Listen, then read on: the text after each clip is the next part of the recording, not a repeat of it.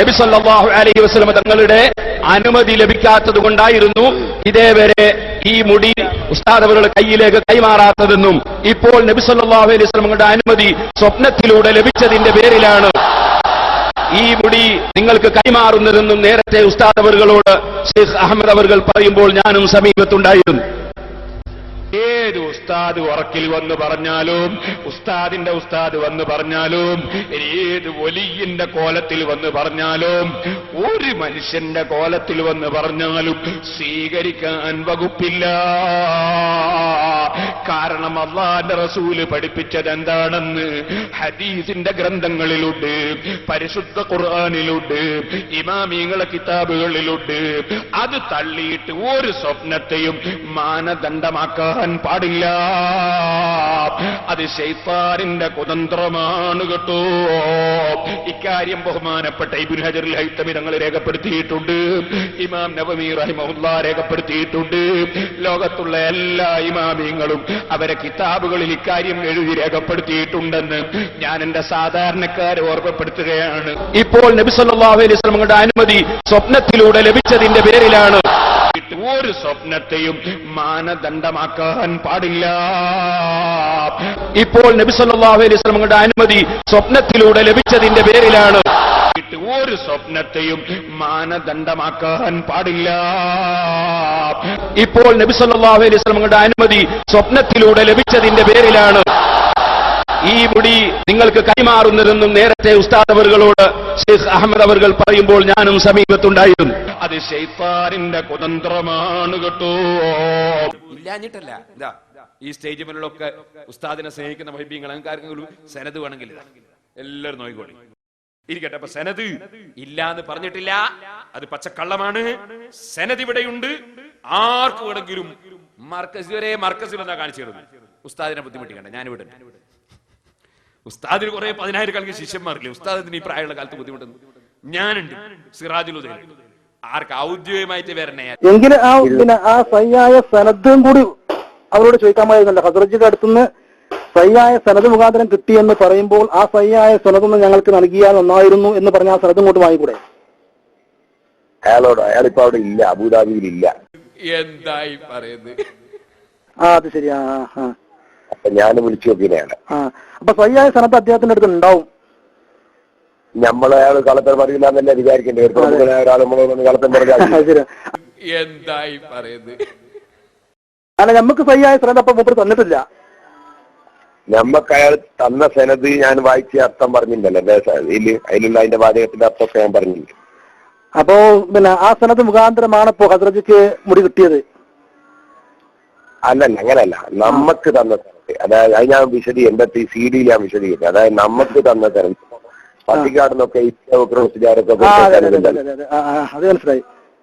എന്തായി പറയുന്നത്? ഹസ്രജ് തന്നതായ സനദേ ഉള്ളൂ. ഹസ്രജിക്ക് എവിടെ നിന്ന് കിട്ടി എന്ന സനദ് നമുക്ക് തന്നിട്ടില്ല. എന്ന സനദ് അയാൾ ഇതിൽ പറഞ്ഞിട്ടില്ല. എന്തായി പറയുന്നത്? അയാൾക്ക് എവിടെ നിന്ന് കിട്ടിയുള്ള സനദിനെ പറ്റി ഇതിൽ പറഞ്ഞില്ല. ഇയാൾ പറഞ്ഞിട്ടുണ്ട് നമുക്ക് മൊത്തത്തിലായ ശരിയായ പ്രകാരം കിട്ടിയതാണ് എന്നാണ് പറഞ്ഞിട്ടുണ്ട്.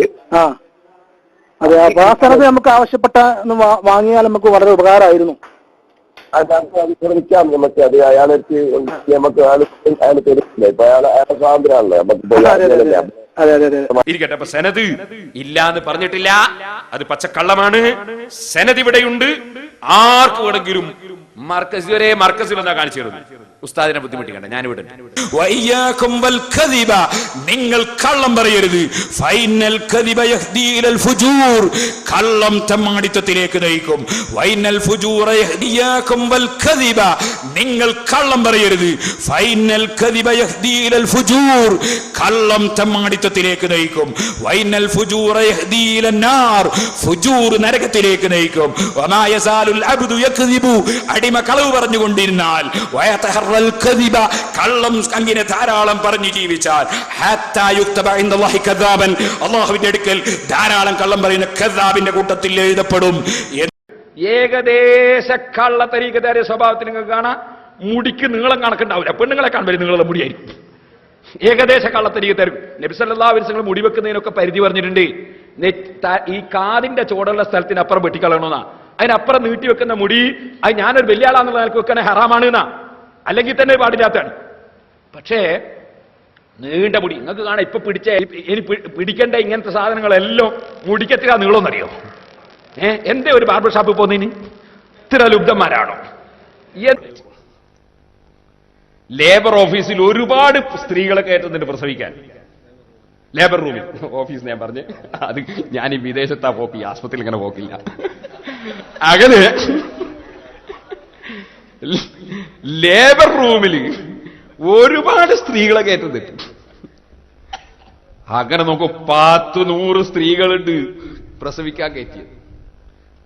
അപ്പൊ അവസാനം വന്നിട്ട് പറഞ്ഞു ഓപ്പറേഷൻ പോണോ നിർബന്ധം, എന്നാ ചെയ്തോളൂ, ഇതിന് ഒപ്പിട്ടു. കുറച്ച് കഴിഞ്ഞതിന്റെ ശേഷം കുട്ടീനെ കൊണ്ടുവരുന്നു. അപ്പൊ ഈ കുട്ടീനെ കൊണ്ടുവന്നപ്പോ ഇയാള് ഒരു SKSF പ്രവർത്തനോ മറ്റോ ആയിരിക്കാം.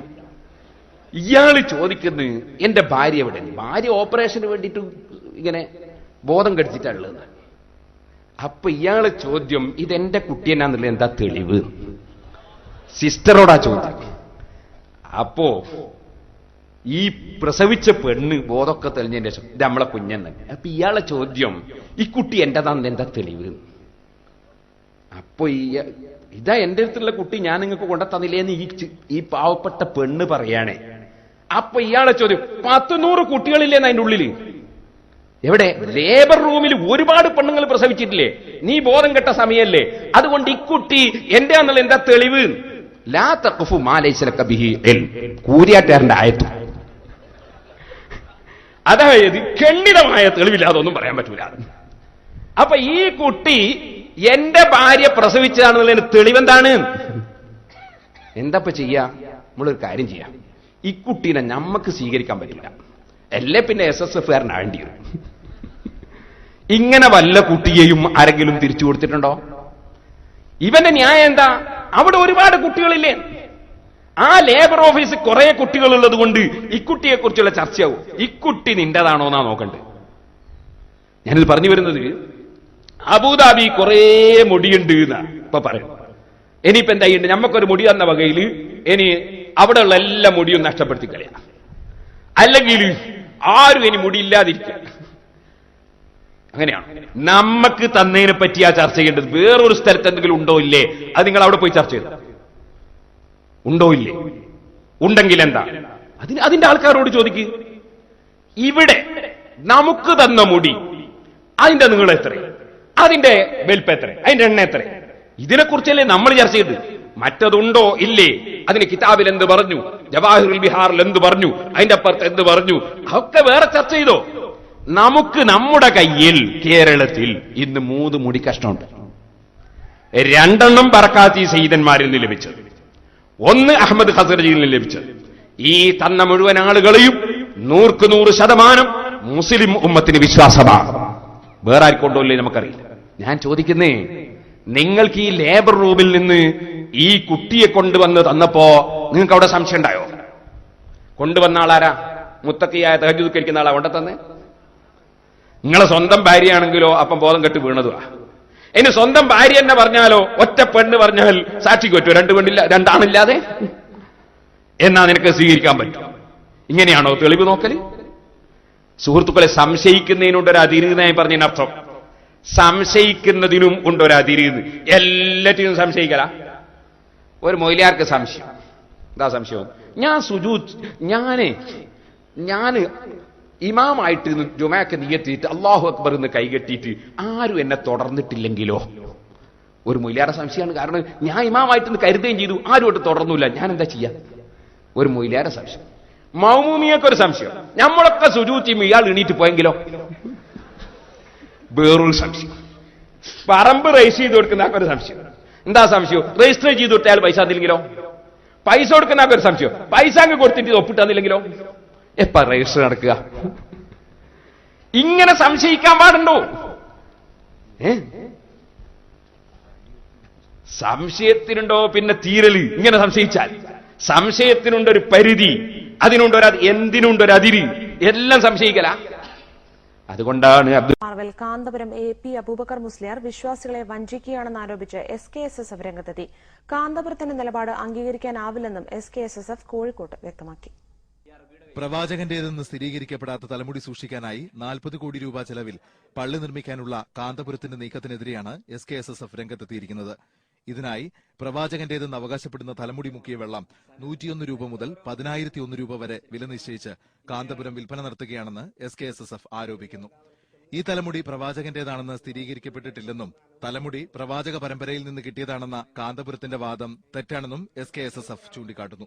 ഈ ഖസ്റജി കുടുംബ പരമ്പരയിൽ നിന്നാണ് അതിന്റെ അനന്തരാവകാശി എന്ന നിലയിൽ അഹമ്മദ് ഖസ്റജിക്ക് ഈ മുടി കിട്ടിയിട്ടുള്ളത് എന്നാണ് അദ്ദേഹം വിശദീകരിച്ചത്. അന്വേഷണത്തിൽ മനസ്സിലാവുന്നത് ഒരു കെട്ടുമുടി ഈ പറയപ്പെടുന്ന അറബിയുടെ കയ്യിൽ ഉണ്ട് എന്നാണ്. അപ്പൊ ഈ മുടി എങ്ങനെ വന്നു, അതിന്റെ സത്യസന്ധമായ പരമ്പര ഏതാണ് എന്നതിനെ കുറിച്ചൊക്കെയുള്ള അന്വേഷണമൊക്കെ നടത്തുമ്പോൾ വ്യക്തമാകാത്ത ദുരൂഹതകൾ നിലനിൽക്കുകയാണ്. പ്രവാചകന്റെ കേശം തന്റെ കയ്യിലുണ്ടെന്ന് പറഞ്ഞ് കാന്തപുരം വിശ്വാസികളിൽ നിന്ന് ഇതിനോടകം കോടിക്കണക്കിന് രൂപ പിരിച്ചെടുത്തിട്ടുണ്ടെന്ന് SKSSF അറിയിച്ചു.